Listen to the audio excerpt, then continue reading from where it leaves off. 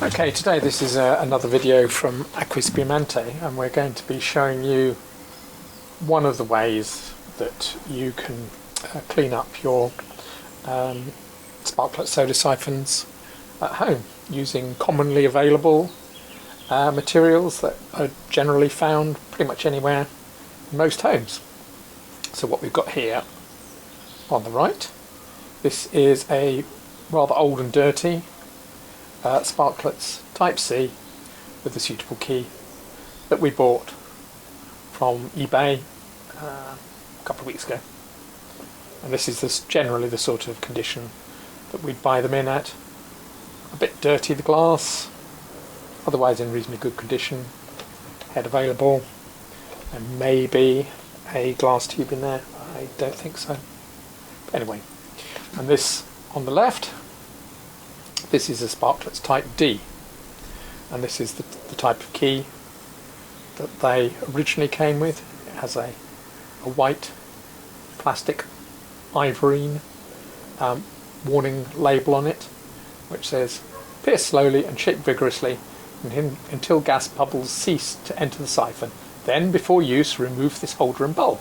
So that's basically to show the difference between the Type C, where you had to leave the key and capsule on throughout its period of use, with the Type D, which was slightly improved, and a very similar looking head, generally chromed, but you could take the actual key off,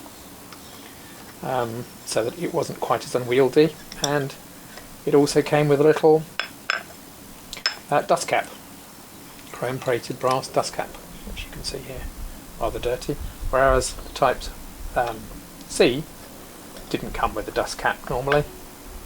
It was just, this was bare because the hole was plugged. So what we're going to show is how you can actually have a start at cleaning these in using materials that are available at home. So first of all, what you want to do is take the head off, and frequently inside you may be lucky enough to see the original glass straw, and this one has a pewter top to it, and the old rubber seal, and that's, well, kind of hard. So we can get that off, just push it off, and we'll clean that later. With the Type D, again, dirty glass, head, unscrew that, and we've got a slightly different type of glass straw in here. Again, this is quite common. This one had like a mushroom shaped rubber top, which was forced on. Now we do a modern replacement for this, so you can also use this straw in your soda siphon with our new top seal. So again, we'll put that to one side. So now we've got those out, we can show you what reagents you need. So I'll just put those to one side. So basically what you need is a jug, a funnel, a nail brush, ideally with natural bristles, just for my preference, another type of fine brush with coir here, and to clean the threads on the tops of the bottles if they need it, a wire brush. Now that could be either steel wire, or generally I would tend to suggest you use a brass wire brush because the bristles are slightly softer. And in addition to those, they've got an old used toothbrush, some isopropyl alcohol, rubbing alcohol will also do, a box of gloves, a bottle brush or a washing up brush, and quite important,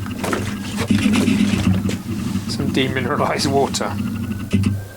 Now, you can either use demineralised water which is what I use, or you can use water that's come from a dehumidifier or an air conditioning system. The water that dribbles out of that is effectively equivalent in purity to poor grade demineralised water, but it will do for our purposes because you're only going to be using it for making up your washing solutions. So I've got that.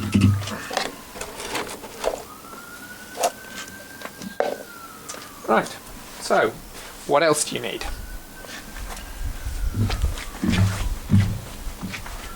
Now,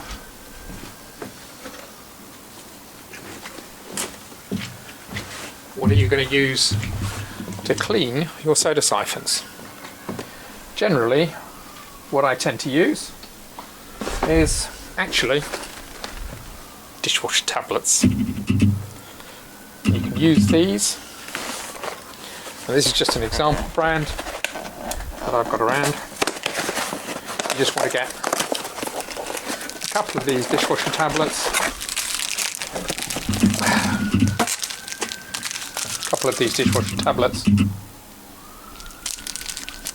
break them up into fine small pieces, maybe put them in a plastic bag and break them up with a rolling pin or something like that so they're in fine pieces. And then what you do is you get a bottle. I've got this little drum because I do this regularly, or used to do this regularly.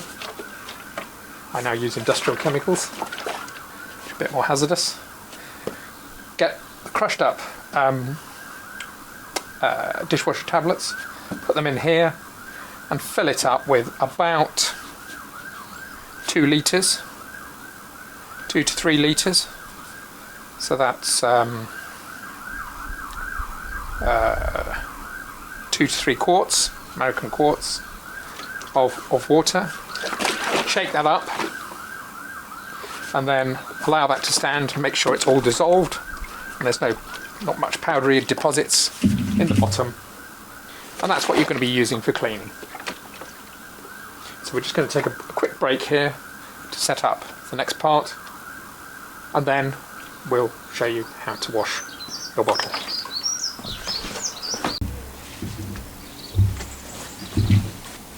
Right, so now we've got a suitable shallow tray to put your bottle in, your soda siphon body, and to catch all the water and other drips of stuff. Got your brushes ready. Now, first of all, what we start off with is using some, in this case, isopropyl alcohol, and you see if you can remove any grease from this. Frequently this works quite well. A lot of the staining on soda siphons around the necks is due to tar and grease from handling. So if we work on a part here with just a cotton swab, well, cotton swab, some paper and some isopropyl alcohol. Just working on that area.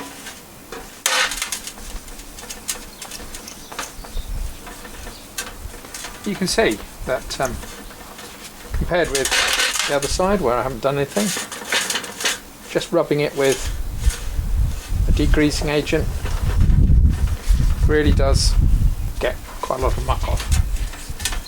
When these were common, a lot of people smoked and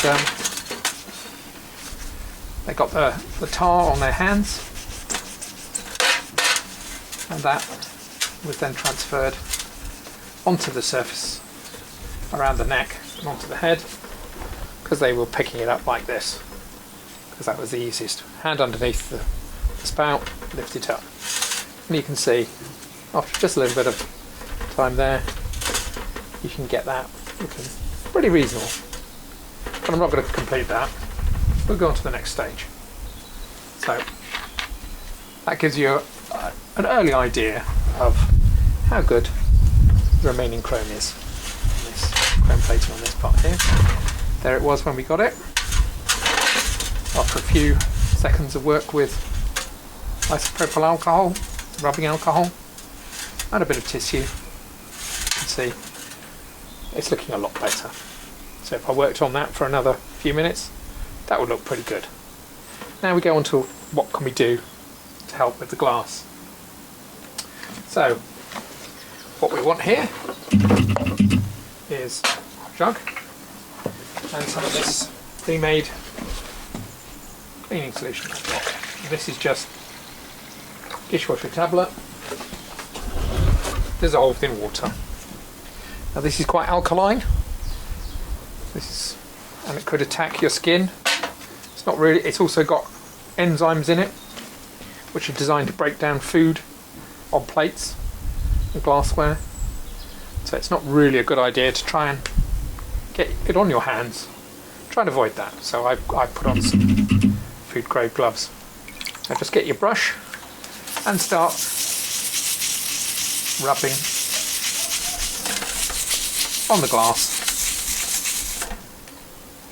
with the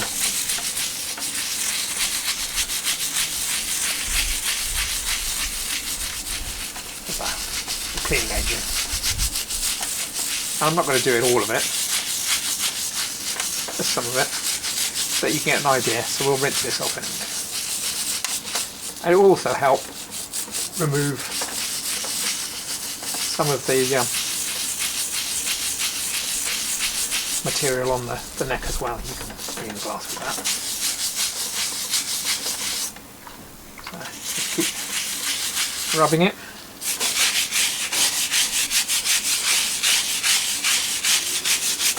I tend to use natural bristle brushes made from coir and wood because they're less likely to scratch the glass. We just want to spend a good few minutes rubbing that so that you get into in between the individual wires down to the glass. Plenty of rubbing, and that will loosen the dirt. I'm only going to do part of this bottle, but you have to use lots of solution.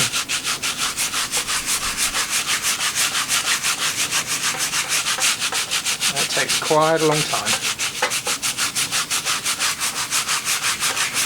Right. So we'll call that a day for that. Pour our excess solution back into our drum, ready for use next time. Now, I haven't done it for very long, but you will probably need to do it for several minutes at home or in your workshop, and use quite a lot of elbow grease, maybe multiple different brushes to get in there, toothbrush on some of the more difficult parts, say around underneath the edge of the collar, on the threads, etc. What we'll do next is I'll get a jug full of demineralised water and we'll just rinse that off, and then we'll see how we've done compared with the other side where I haven't attacked it with a cleaning solution. So what we've done now is we've just filled my jug up with demineralised water. And you just want to rinse it off with a good quantity of demineralised water to remove all those cleaning solutions. All the cleaning solution.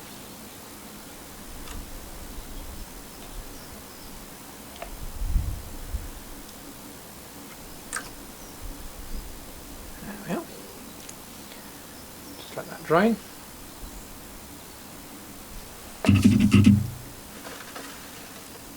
I think you can see the difference between the side that we haven't done anything and this side where we have. It's done a pretty good job.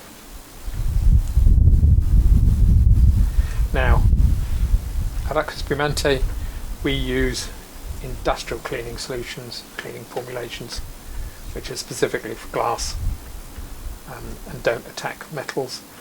You've got to be a little bit careful with this stuff that's derived from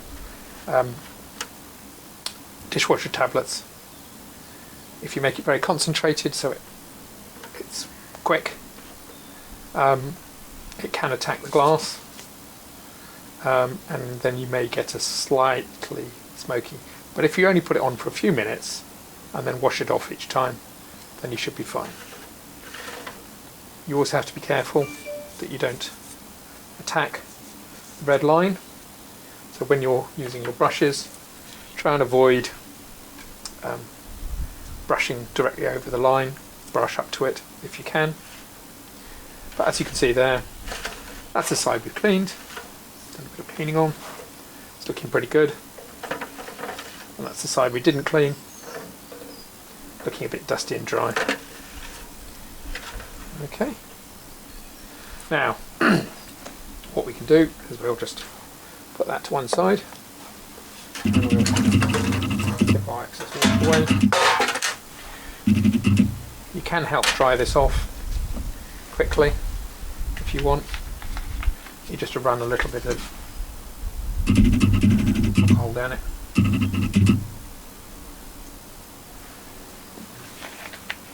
Like that, and that will help it dry off quickly.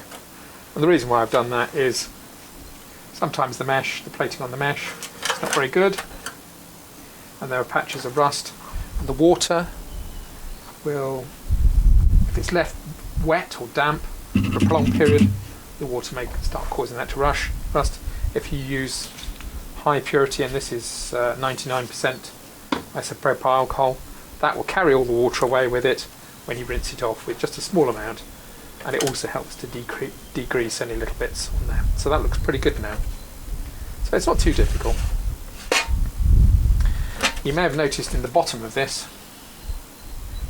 there's a white patch, and that's water that's been left in there and dried out. You can use the same dishwasher cleaning solution in there, and sometimes I actually put in a bit of abrasive to go with it. What we've got over here is, what's this? This is glass cullet. That's crushed up glass from old bottles, and you can put 20 grams of that inside. Put a old wine cork in the top, shake it around. But it does take quite a long time just using this. You may need to be shaking for 20 minutes or more. So that's quite hard work.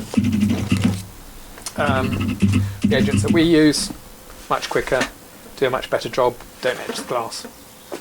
Now, we'll go on to what can we do with the heads.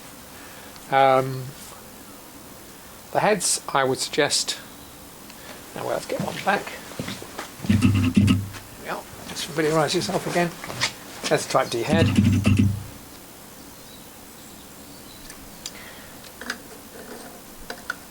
can see it's pretty yellowed. And you start on those with some isopropyl alcohol. Degreasing. Here, just a bit of kitchen paper.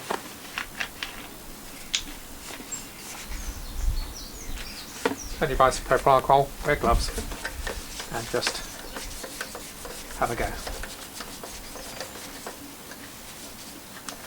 Have a go, blow.